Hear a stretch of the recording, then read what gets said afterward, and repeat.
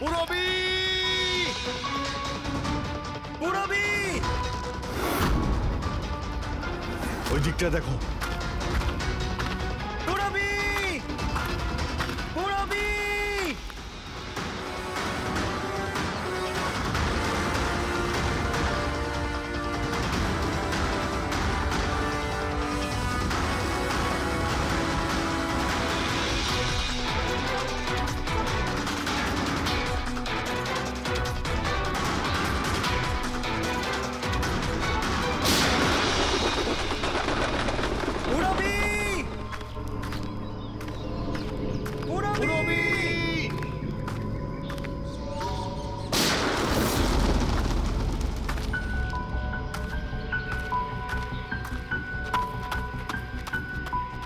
Sir, হ্যাঁ পঙ্কজ, জানি না স্যার কে গুলি চালালো।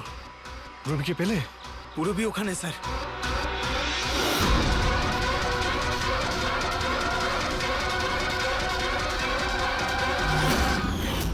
ও নো! পঙ্কজ, অ্যালার্ট থাকবে। আমাকে কভার করো, আমি যাচ্ছি পুরবীর কাছে।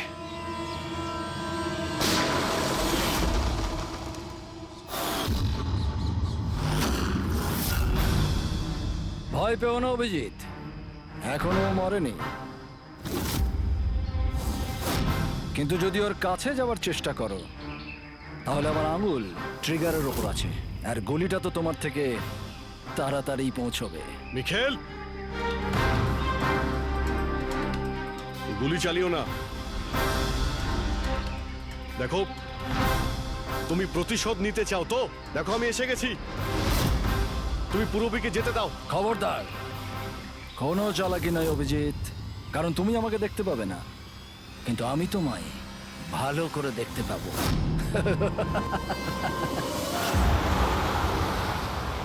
অভিজিৎ, আমার কথা মন দিয়ে শোনো, তুমি একদম রিঅ্যাক্ট করবে না। তুমি এই মিখেলকে দেখতে পাবে না। তুমি আর কেতনবাবু, ওকে কেতনবাবু স্টাডি রুমে দেখতে পাওনি। মাহান ওকে আর্ট ওয়্যার হাউসে দেখতে পাইনি। পুরবী নিজে ওকে ওর ঘরে দেখতে পাইনি। কেন? কারণ ওকে দেখা সম্ভব নয়। ও যেখানে যেখানে অন্যায় করে সেখানকার কোণে কোণে ও লুকিয়ে পড়ে। ওই রুমে, ওই ডেকোরেশনে ও এমন ভাবে লুকিয়ে পড়ে কেউ বলতেই পারবে না যে ও আর্ট পিস না একজন মানুষ। কেতনবাবুর রুমে ও ও ওয়ালপেপার হয়ে গেছিল, ওয়ালপেপার।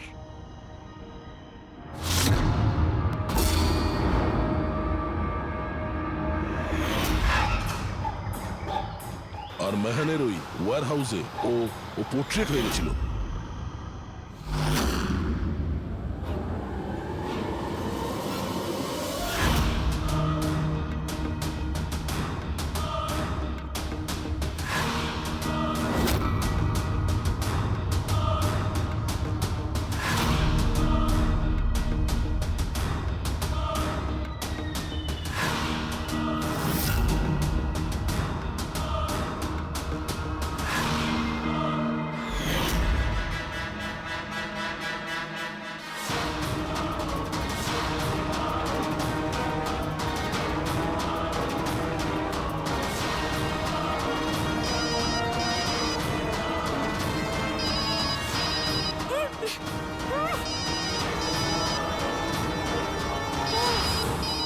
এটা আমি তখনই বুঝতে পারলাম যখন ওয়্যার হাউসের ক্রাইম সিনের ফটোগুলো আমি দেখলাম। তখনই আমার নজর ওই পোর্ট্রেটের আঙুলের উপর গেছিল।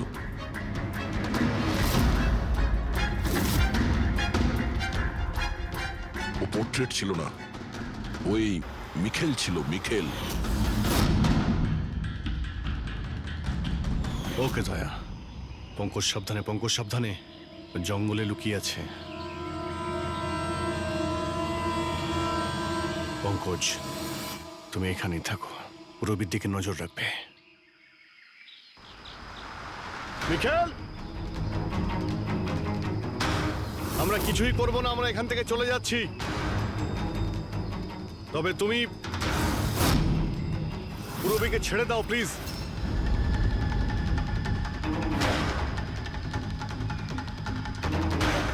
দেখো, এসব করে আর কোনো লাভ নেই। আমি এখানে এসে গেছি, তুমি তুমি বলো কোথায় যেতে হবে, আমি চলে যাচ্ছি। বাস আগে এগোবে না অভিজিৎ, আমার সাথে গেম খেলা বন্ধ করো। ঠিক আছে ঠিক আছে, গুলি চালিয়ে কোনো লাভ নেই, আমরা এখান থেকে চলে যাচ্ছি। কিন্তু তুমি তুমি কি চাও মিখেল? যা কিছু হয়েছিল সেটা সেটা তো হয়ে গেছে, কিন্তু এসব করে তুমি কি পাবে? হ্যাঁ,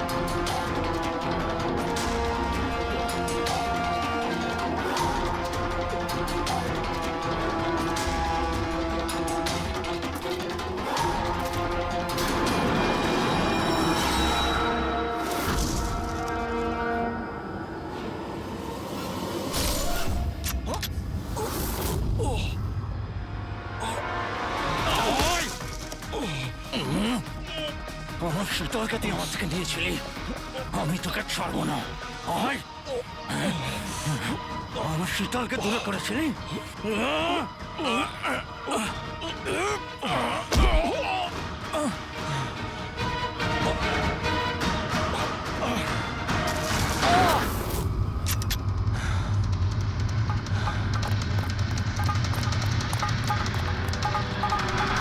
রবি, তুমি ঠিক আছো তো?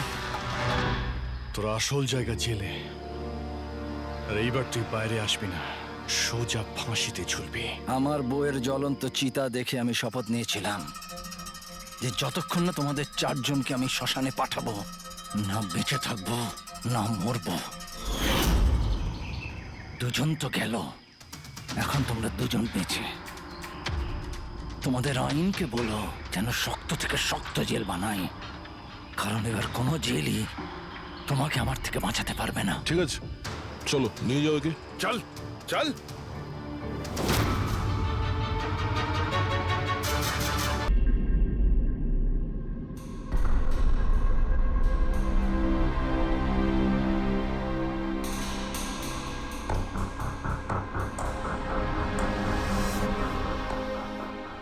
কি ব্যাপার অভিজিৎ, খুব অস্থির দেখাচ্ছে, কি হয়েছে?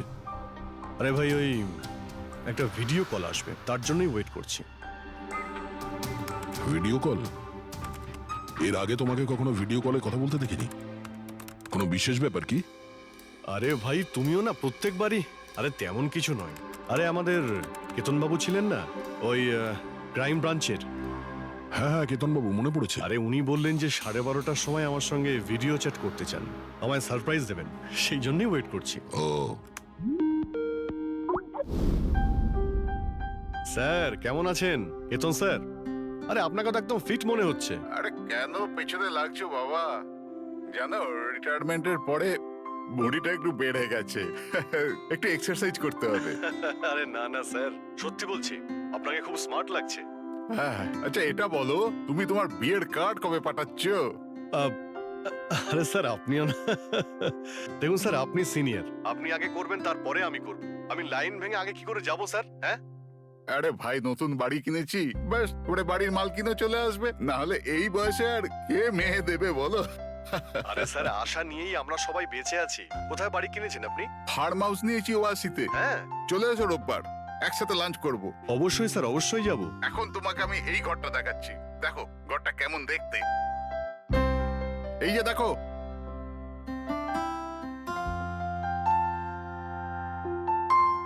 এবার আমি তোমাকে দেখাবো আমার স্টাডি রুম।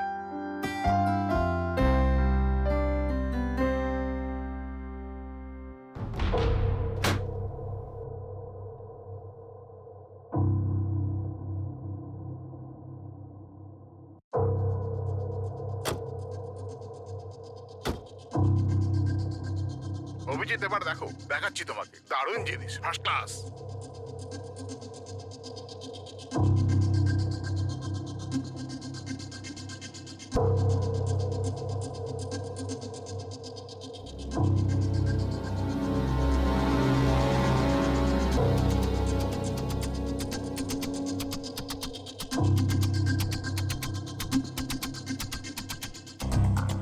দেখলে অভিজিৎ, এটা হলো আমার স্টাডি রুম। স্যার খুব ভালো হয়েছে, খুব ভালো। স্যার রুমটা একটু খালি খালি লাগছে, যখন ফার্নিচার এসে যাবে রুমটা কিন্তু দারুণ লাগবে স্যার। স্যার কি হলো?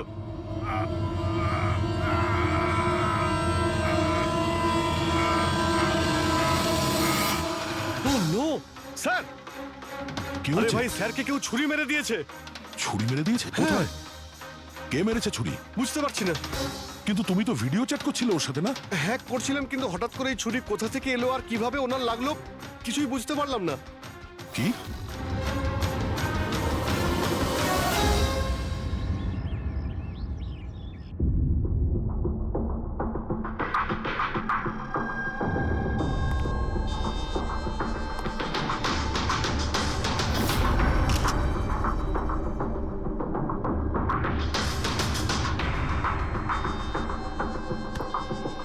তুমি ঠিক আছো? হ্যাঁ ভাই, বুঝতে পারছি না এসব কি করে হয়ে গেল। স্যার স্যার কেতন স্যার তো 100 জনেরও বেশি আসামিকে জেলে পৌঁছেছেন। হতে পারে ওদের মধ্যেই কোনো একজন আসামি এইসব করেছে। হ্যাঁ কিন্তু কিভাবে, কখন? কেতন স্যার আমার সঙ্গে কথা বলছিলেন, এইখানে বসেছিলেন, ওনার পিছনে কেউ ছিল না। তাহলে হঠাৎই ছুরিটা কে মারলো আর কিভাবে মারলো? তুমি একদম শিওর যে ঘরের মধ্যে আগে থেকে কেউ ঢুকে বসেছিল না? আরে না ভাই, কেতন স্যার ভিডিও চ্যাটে উনি পুরো রুমটা দেখাচ্ছিলেন, আমরা কথা বলছিলাম। আর রুমটা দেখো, এখানে কোনো জায়গাই নেই, সব কিছু তো খোলা, কেউ কোথায় কিভাবে লুকোতে পারে? তুমি বলেছো যে তোমার সামনেই কেতনবাবু দরজা খুলে ভেতরে এসেছেন।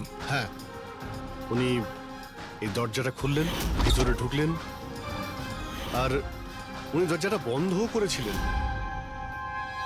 তাহলে তো পরিষ্কার ব্যাপার, খুনি এই ঘরের মধ্যে আগে থেকেই ছিল, পরে আসেনি।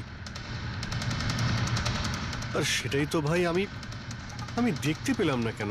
আরে আমার কথা ছাড়ো, ইনি কেন দেখতে পেলেন না? স্যার এই রুমটাতে আসার আর কোনো রাস্তা নেই, এই দরজাটা ছাড়া। জানলা টানলা কিছুই নেই। পুরবি, এই রুমটা আবার ভালো করে চেক করো, কোনো না কোনো গুপ্তগত হতেই হবে এই রুমের। স্যার স্যার আমি 3 বার চেক করেছি, প্রত্যেকটা জায়গা, প্রত্যেকটা কোণা, সবকিছুই। সত্যি এই রুমে আসার আর কোনো রাস্তা নেই। কোনো না কোনো গুপ্ত রাস্তা তো হবেই এই রুমের। কিছু গন্ডগোল আছে এখানে, না হলে এটা সম্ভব নয় যে অভিজিৎ ওই খুনিকে দেখতে পায়নি। এই কেতনবাবু এখানে একাই থাকতেন না? হ্যাঁ একাই থাকতেন, এখানে কেয়ারটেকার থাকতো।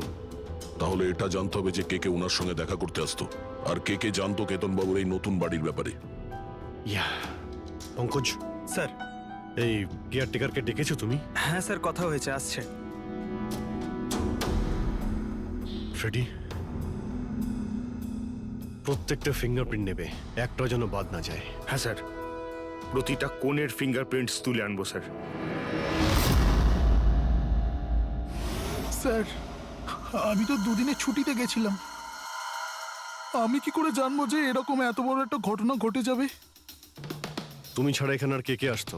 কেতন স্যার আর কার্পেন্টার, কতজন কার্পেন্টার ছিল? 3টে। আর কতদিন ধরে কাজ করছিল? প্রায় 1 মাস ধরে। 1 মাস ধরে? তার মানে ঘরের কোনা কোনা ওরা জানতো। এই কার্পেন্টার কেতনবাবু কোথা থেকে এনেছিলেন? ওনার পরিচিত ছিল নাকি কেউ পাঠিয়েছিল? না স্যার, ওরা কেতন স্যারের জানাশোনা লোক ছিল, কারণ ওরা কেতন স্যারের আগের বাড়িতেও কার্পেন্টারের কাজ করেছে। তুমি শিওর যে আর কেউ আসেনি? না স্যার। হ্যাঁ মনে পড়েছে স্যার, 2 জন অচেনা লোক এসেছিল। একজন কোনো এক ইন্টারনেট কোম্পানি থেকে এসেছিল, আর দ্বিতীয়জন ওয়াটার পাইপলাইন চেক করতে এসেছিল। ওরা পুরো বাড়ি ঘুরে দেখেছিল। স্যার এর জন্য আমাকে বকেছিলেন, কেন বকেছিলেন? কেননা আমি ওদের ভেতরে আসতে দিয়েছিলাম। স্যারের ওই দুজনের প্রথম থেকে আসার কোনো খবর ছিল না। আর স্যার ইন্টারনেট কানেকশনের জন্য কাউকে কিছুই বলেনি। আর এটা কবেকার ঘটনা? এটাই 2-3 সপ্তাহ আগের কথা। ও, মনে হচ্ছে এই দুজনেই কোনো গন্ডগোল করেছে। আচ্ছা, 5 বছর আগে তোমরা যখন এই কেসটা সলভ করেছিলে তখন কেতনবাবু ছাড়া এই টিমে আর কে কে ছিল? আমি পুরবী, কেতন স্যার আর মহেন।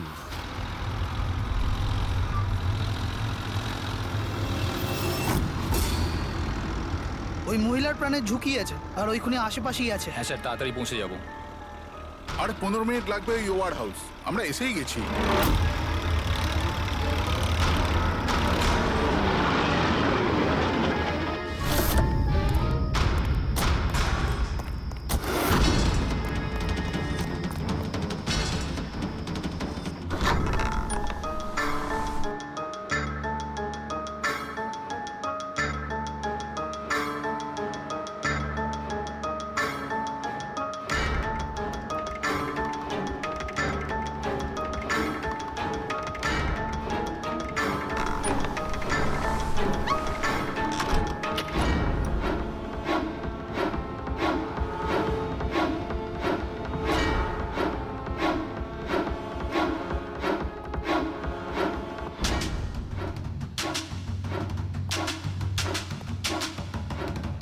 স্যার, এখানে তো কোনো মহিলাকে দেখতে পাচ্ছি না, আর ওই অপরাধীও নেই। ওটা কোনো মিথ্যে কল ছিল না তো? কোনো কারণ তো হবেই যে কেউ আমাদের ফোন করে এখানে ডাকলো, আর সেই কারণে এই আশেপাশেই আছে।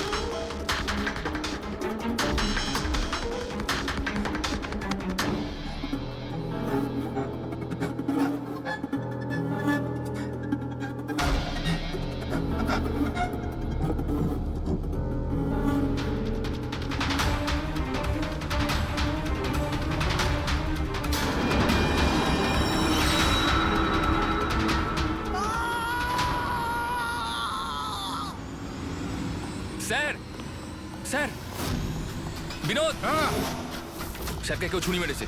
Sir, sir, oh no, oh no, he is dead. তুমি দরজাটা দেখো, দরজা দেখো তাড়াতাড়ি। আরে দরজা তো ভেতর থেকে বন্ধ। তার মানে খুনি ঘরের ভেতরেই কোথাও আছে। ওদিকে দেখো, তুমি ভেতরটা দেখো, তাড়াতাড়ি যাও। দেখছি।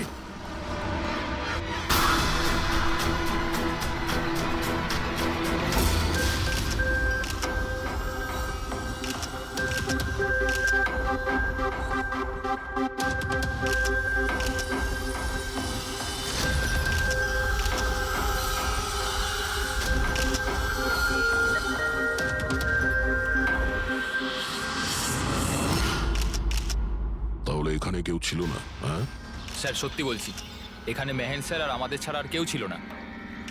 বুঝতেই পারছি না যে খুনটা করলো কি। আচ্ছা, আপনারা এখানে এসেছিলেন কেন? স্যার, একজন মহিলা ফোন করেছিলেন যে ওনার প্রাণ বিপদে আছে, ওনাকে বাঁচাতেই আমরা এখানে এসেছিলাম। কিন্তু এখানে তো কোনো মহিলা ছিলই না, আর ফোনটাও একটা প্রাইভেট নম্বর থেকে করা হয়েছিল। আচ্ছা, এগুলো একটা ষড়যন্ত্র, প্ল্যান করে করা ষড়যন্ত্র। স্যার, এই যে এখানকার ওয়াচম্যান স্যার। তুমি গোডাউন কটায় বন্ধ করেছিলে? স্যার, রাত 10টার সময়। সেই সময় এখানে কেউ ছিল? না স্যার, ভালো করে চেক করেছিলাম, কেউ ছিল না। আপনারা এই রুমের দরজাটা খোলা রাখেননি তো ভেতরে আসার পরে? না, ভেতরে ঢুকতেই আমরা সবার আগে দরজাটা ভেতর থেকে বন্ধ করে দিয়েছিলাম। স্যার খুন হওয়ার পরেও আমরা দরজা চেক করেছিলাম, ভেতর থেকে বন্ধই ছিল। খুনি আগে থেকেই ভিতরে ছিল, কেতন স্যারের বাড়ির মতো। একটাই দরজা যেটা বন্ধ ছিল, আর কোনো জানালা নেই। তাহলে খুনি গেল কোথায়? স্যার আবারও একজন এমন অফিসারের খুন হয়েছে যাকে আমরা চিনি। আমার মনে হচ্ছে খুনিকে আমি চিনি।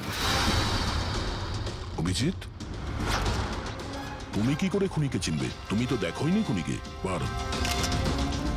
বুঝে গেছি স্যার, আপনি কার দিকে ইঙ্গিত করছেন।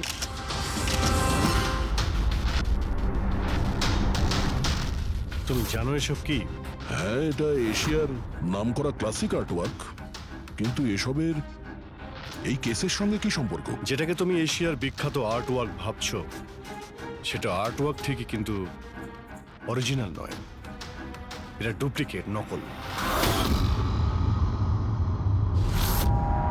এগুলো নকল, কিন্তু দেখতে তো একদম। দেখতে একদম আসল, অথচ এটা নকল। কিন্তু এই আর্টওয়ার্কের এই দুটো মার্ডারের সঙ্গে কি সম্পর্ক? এটা 5 বছর আগের কথা দয়া। তোমার এটা মনে আছে, তুমি আর এসিপি স্যার ডেপুটেশনের জন্য দিল্লি গিয়েছিলে? সেই সময় কিছুদিনের জন্য আমি আর পুরবী একটা কেসে ক্রাইম ব্রাঞ্চের হয়ে কাজ করেছিলাম। হ্যাঁ হ্যাঁ হ্যাঁ, কিছু কিছু মনে পড়ছে। এটা সেই কেস না যাতে কেউ নকল আর্টওয়ার্ক বানিয়ে সেটাকে বেশি দামে বেচার চেষ্টা করছিল? কারেক্ট। এই আর্টওয়ার্ক সেই বানিয়েছে, মিখেল। ওর নাম মিখেল।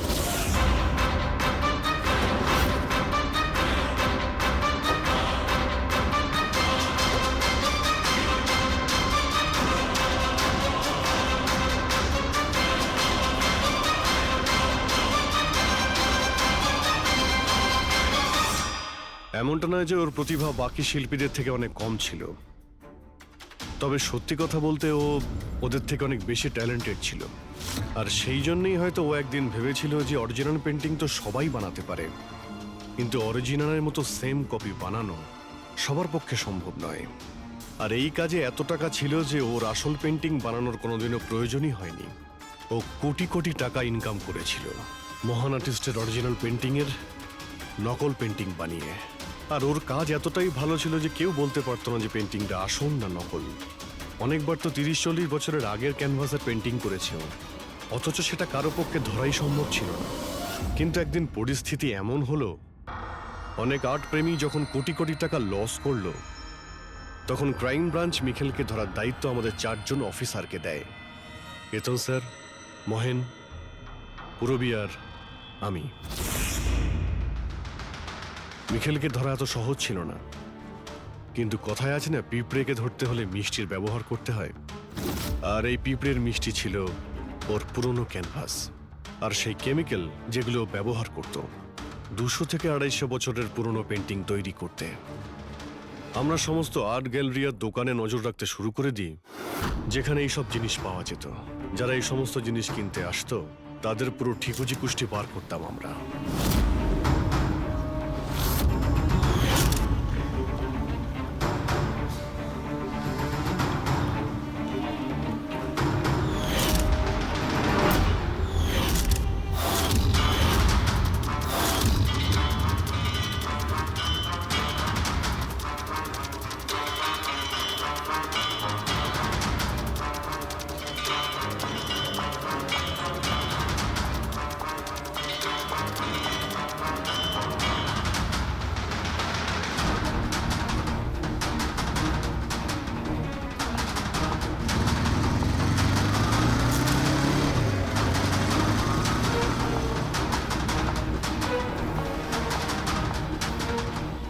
এই যতগুলো ছবি পাঠাচ্ছি প্রত্যেকের ডিটেলস আমার লাগবে।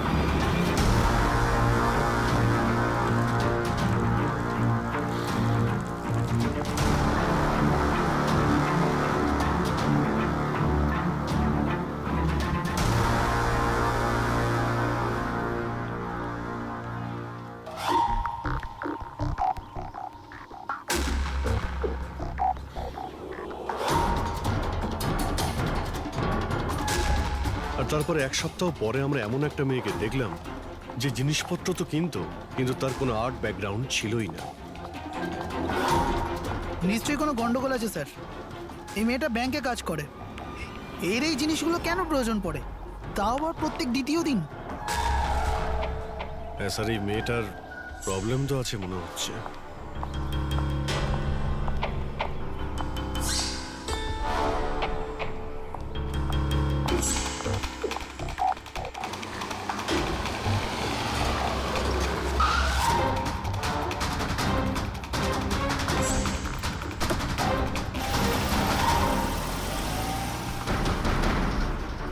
এই মেয়েটার একটু গন্ডগোল আছে, ওর পিছু নাও, দেখো কোথায় যাচ্ছে।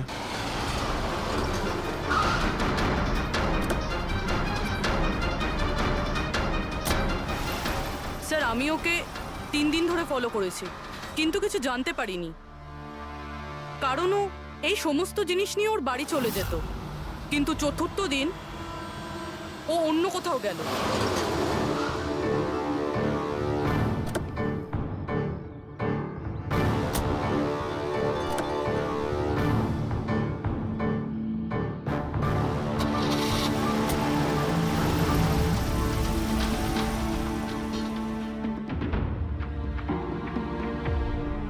নিখিল, নিখিল, নিখিল, নিখিলও না, এখনো লাঞ্চটাও করেনি। লাঞ্চও করনি? এত কি কাজে ব্যস্ত থাকো যে খাওয়ার টাইম থাকে না?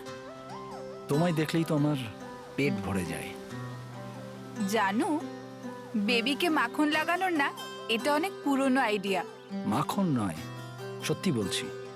তোমার মতো ভালোবাসতে পারে এমন জীবনসাথী কোথায় পাবো আমি, যে আমার জন্য নিজেকেও বিপদে ফেলতে পারে? আমি তো তোমার জন্য নিজের জীবনটাও দিতে। খবরদার, এরকম কথা যদি আরেকবার তুমি বলেছ, যদি তোমার কিছু হয়ে যায় না, আমি এই দুনিয়াটাকে আগুন লাগিয়ে দেবো। এত ভালোবাসো আমায়? নিজের থেকেও বেশি। যদি আমি কিছু চাই, তুমি আমায় দেবে? আমি জানি তুমি আমার থেকে কি চাইবে, যে আমি কেন সবকিছু ছেড়ে দিচ্ছি না। জানোই যখন, তাহলে তুমি কেন ছেড়ে দাও না?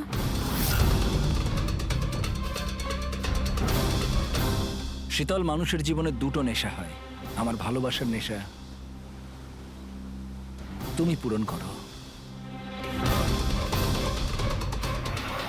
আর আমার দ্বিতীয় নেশা শিল্পীর, যেটা আমার কাজটাকে পূর্ণ করে। এই দুটোর মধ্যে একটাও যদি আমার থেকে দূরে যায় না, তাহলে আমি অসম্পূর্ণ থেকে যাব। আর আমি চাই যে ইতিহাস আমায় সব থেকে ভালো স্বামী আর সব থেকে ভালো আর্ট চোর হিসেবে মনে ব্যাস রাখে। মিখেল, অনেক ইতিহাস লিখেছ, বাকি জীবনটা জেলেই কাটিও।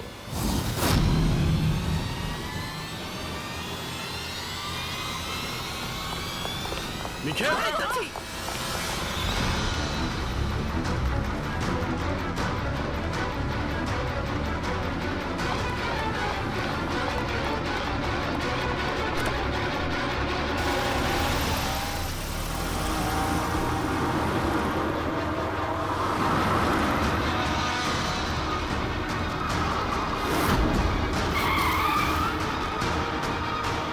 প্লিজ আমার কথা শোনো, জেদ করো না। নিজেকে আইনের হাতে তুলে দাও প্লিজ। না, আমি করব না।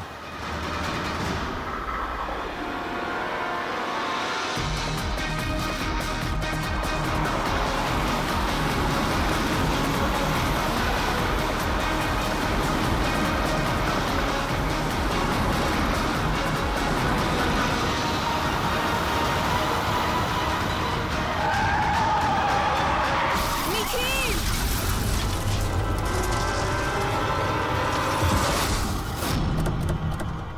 শীতল, মিখেল দাঁড়া, বলছি, দাঁড়া, শীতল, দাঁড়া। শীতল, চোখ খোলো, শীতল।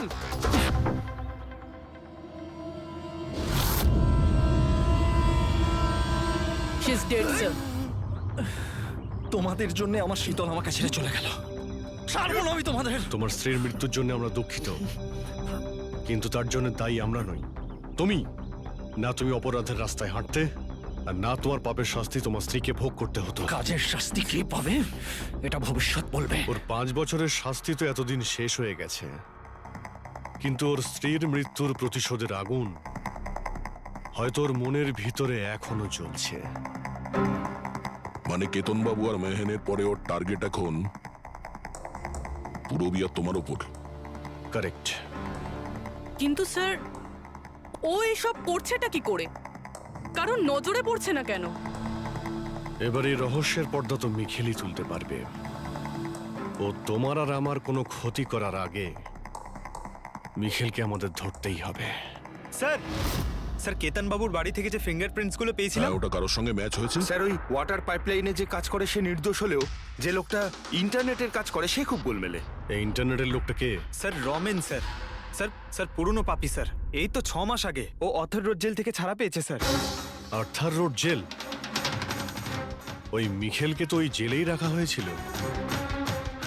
আহ, তার মানে ওই জেলেই এই অপরাধের প্ল্যানিংটা করা হয়েছিল মিখেল আর ওই রমন জব মিলে নিয়ে। তুই নিশ্চয়ই আবার জেলে যেতে চাইবি না? না স্যার, আমার দ্বিতীয়বার জেলে পাঠাবেন না স্যার। যদি আজ আমি মিখেলকে না পাই তাহলে তোকে এখানেই পুঁতে দেবো। না স্যার, মিখেল আমার সাথে এখানেই দেখা করতো, এখানেই দেখা করতো। আমি সেখানেই নিয়ে যাচ্ছি আপনাদের। আমার মিখেলকে চাই, ব্যাস। হ্যাঁ স্যার, ওখানেই নিয়ে যাচ্ছি আপনাদের।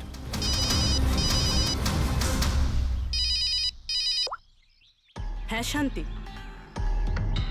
কি? বাবা শরীর খারাপ করছে? কিন্তু এরকম হঠাৎ? আমি তো কেসের ইনভেস্টিগেশন করতে এসেছি। কি হয়েছে? স্যার ওই বাবা একটু অসুস্থ হয়ে পড়েছে। ওই শান্তি নার্স যে আমার বাবার দেখাশুনো করে, সেই ফোন করেছিল। ঠিক আছে, তুমি যাও, আমরা দেখে নিচ্ছি। কিন্তু স্যার, যাও, আর কোনো প্রয়োজন পড়লে ফোন করবে।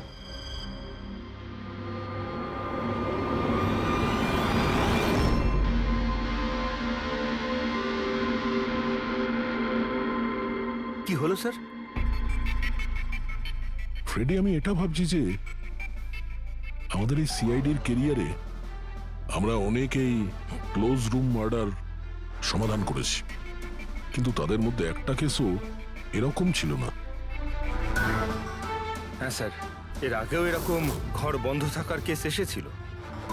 কোথাও না কোথাও তো গোপন রাস্তা খুঁজে পাওয়াই যেত খুনির আসার এবং যাওয়ার জন্য। হ্যাঁ, হয়তো রুমের মধ্যে কোনো গুপ্ত পথ থাকে, না হলে রুমের মধ্যে কোনো রাস্তা বানানো হয় খুন করার জন্য।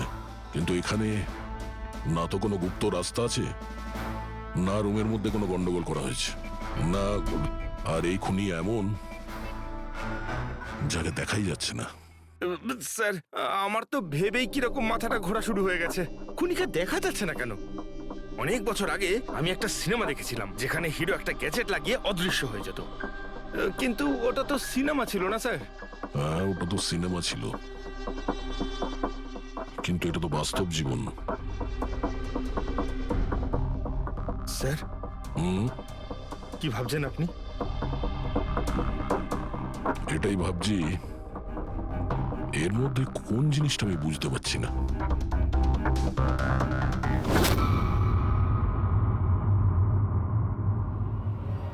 ও মাই গড, তার মানে এই ব্যাপার।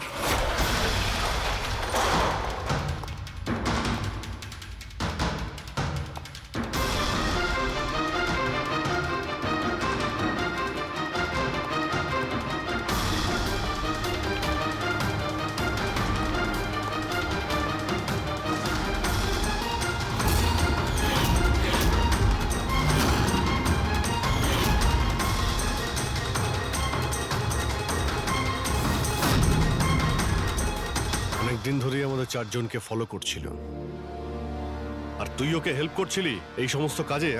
হ্যাঁ স্যার।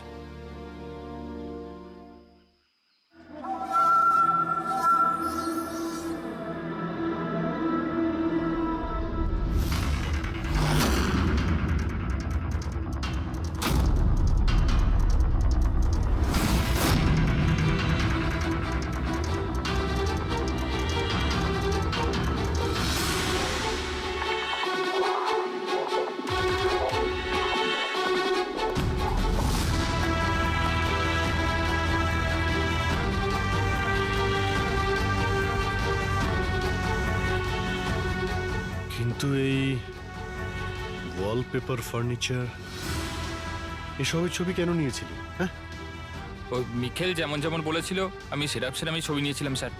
ব্যাস, আমি শুধু জানতাম না এই ছবিগুলো নিয়েও কি করবে স্যার।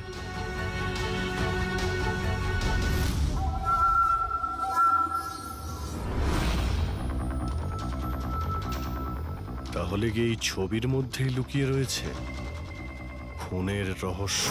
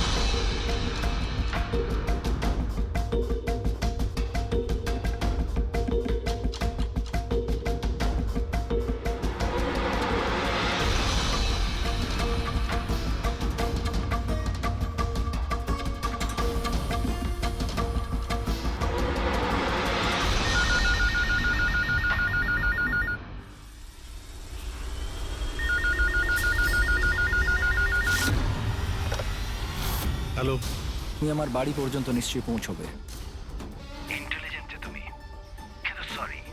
তোমাকে স্বাগত জানাতে আমি বাড়িতে ছিলাম না। তোকে স্বাগত তো জানাবে সিআইডি, যখন আমরা তোকে আরেকবার ধরে জেলে নিয়ে যাব।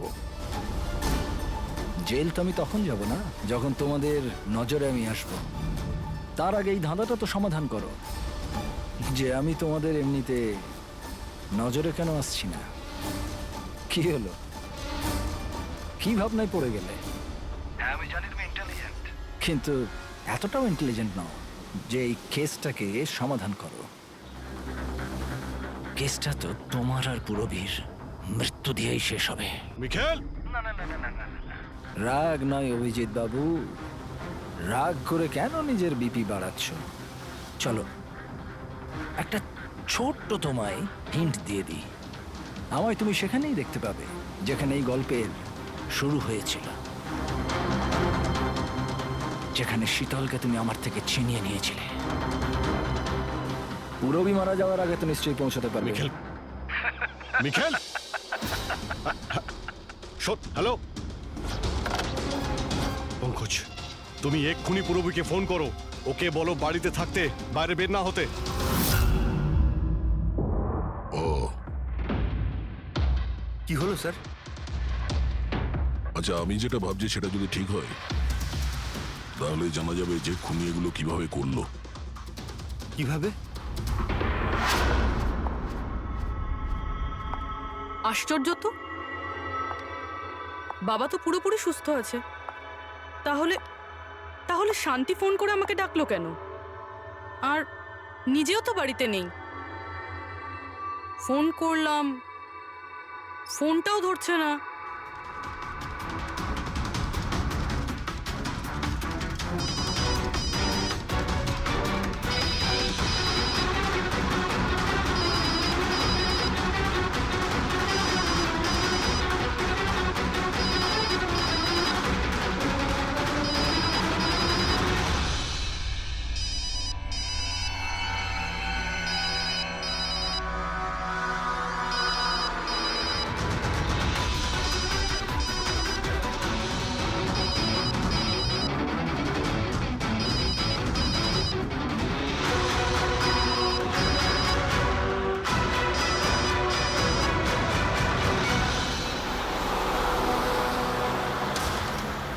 স্যার, এই পুরবী তো ফোনই তুলছে না।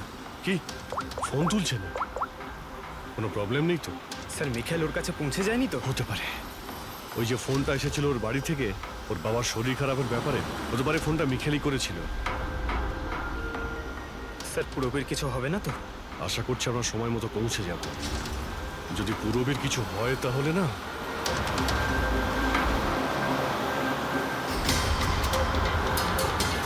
এসে গেছি। এটা সেই জায়গা যেখানে মিখেলের ওয়াইফ মারা গিয়েছিল।